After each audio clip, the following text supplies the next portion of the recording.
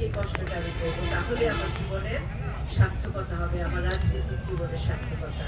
আর আপনারা দোয়া করবেন, এটাই আমি চাই। আর আপনারা হয়তো অনেক রাজনীতিবিদ দেখছেন, আশেপাশেও দেখছেন, আপনারা রাজনীতিবিদরা আসে তাদের পকেট উন্নয়ন করে না, দেশের মানুষের কথা চিন্তা করে না, এই ফরিদপুরের মানুষের কথা কেউ চিন্তা করে না।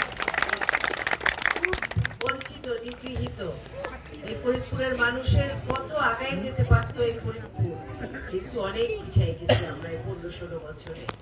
তাই আমাদের খুব তাড়াতাড়ি কাজ শুরু করতে হবে ফরিদপুরের মানুষের জন্য, আপনাদের জন্য।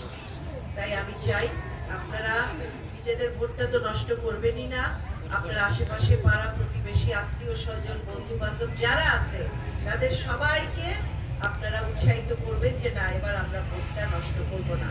কারণ আমরা চাই, উনি আমার কথা যে আমি বিপুল পরিমাণ ব্যবধানে আমি যদি আমার যদি রেজাল্টটা হয় তাহলে আমার মন্ত্রিত্ব পাওয়ার চান্স থাকবে।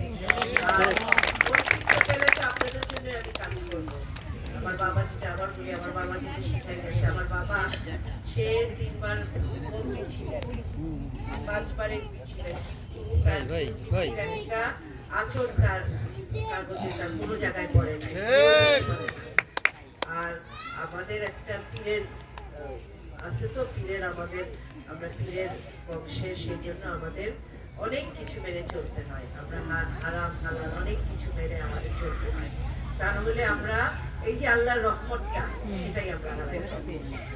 পৃথিবীতে আল্লাহর রহমতের চেয়ে আর বরকতময় আর কিছু নাই। অনেক কাজ করলাম, অনেক কিছু করলাম, তো আল্লাহর রহমত যদি না থাকে কিছুই হবে না একটা মানুষের জীবনে।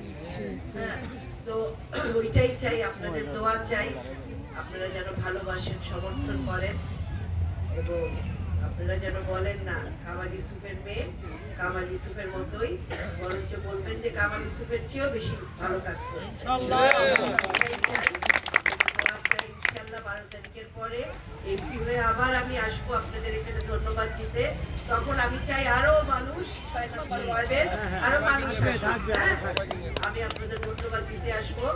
আমার ওই ইয়ে কাটা আছে, তো আমার সব প্রোগ্রামগুলো লেখা আছে। 12 তারিখের পরে এমপি হওয়ার পর আবার আমি এটা 2-3 মাসে, 1 মাসে তো আর সম্ভব হবে না, 2 মাসে আমি প্রত্যেক জায়গায় যে আবার ধন্যবাদ দিয়ে আসবো সকলকে, যারা এই কষ্ট করে এই শীতের রাতে আমার জন্য বসে আছেন, আমার কথা শোনার জন্য, আমাকে ভোট দেওয়ার জন্য উদ্গ্রীব, তাদেরকে আবার আমি এসে ধন্যবাদ জানাবো। ধন্যবাদ, আসসালামু আলাইকুম। ধন্যবাদ সেতু এবং তার পরিবারকে।